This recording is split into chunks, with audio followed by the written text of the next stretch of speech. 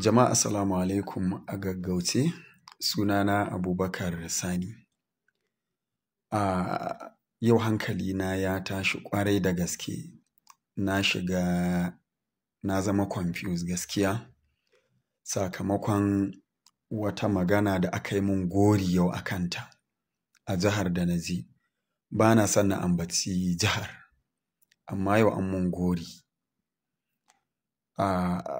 Batun fitsari a tsaye, yau yaɓa min magana a kai daga wancan tsagin waɗanda ba musulmi ba. Duk inda na ce batun fitsari a tsaye, wato masu saurare na sun san inda na dosa, sun san kuma ina nake so na je.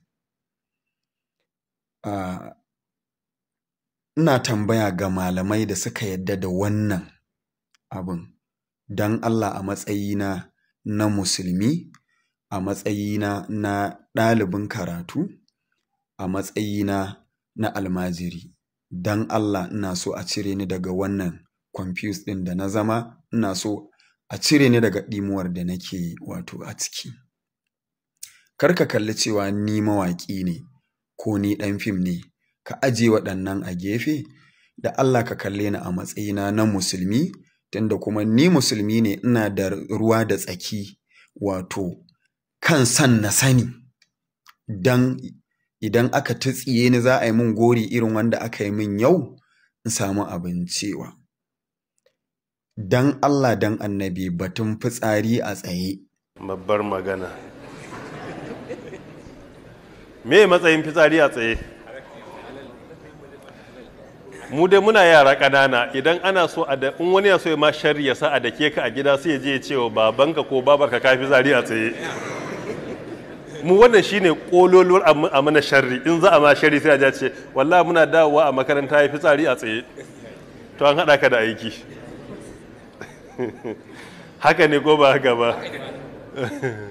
To matsalan fitsari a tsaye da rashin halasci, akwai hadisai guda biyu, ɗaya yana korewa ɗaya yana tabbatarwa. Abinda malamai suke a irin wannan hali na sha bayani shine aljam'u bainahuma.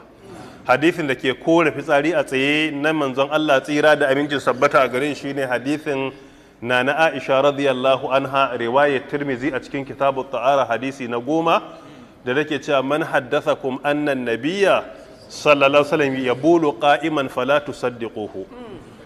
Cewa dukkan wani wanda ya baku labari cewa annabi tsira da aminci su tabbata a gare shi yana yin fitsari a tsaye, to kada ku gaskata shi. Inda ya gaya muku yana yi a tsaye, kada ku yi me? Kada ku gaskata shi.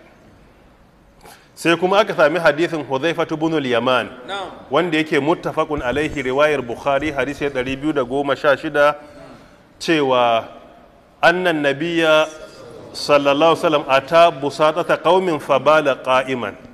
Ce annabi tsira da aminci sabbata a gare shi ya zo kaman bola na wasu mutane, a bolan sai fitsari a tsaye. Hudhaifa sai ya ce na gan shi.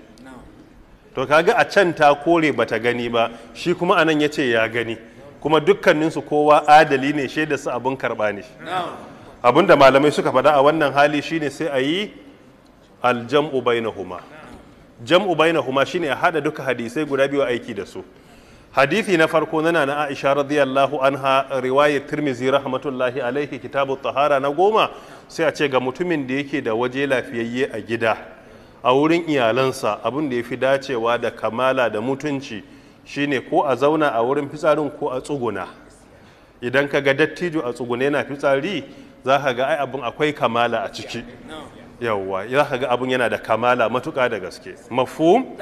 Tayyib. Idan kuma aka samu kai a wurin da bai da tsafta, cewa tsuguna na iya sa ka ɗauki wata najasa da ta kuma ta jikinka muni, ko ka ɗauki wani infection na cututtuka, irin banɗakan airport da ba su da tsaftar nan misali, ko kuma ka samu kanka a wani guri wanda tsugunawan bai dace ba, akwai abin da zai iya cutar da kai a tsugune.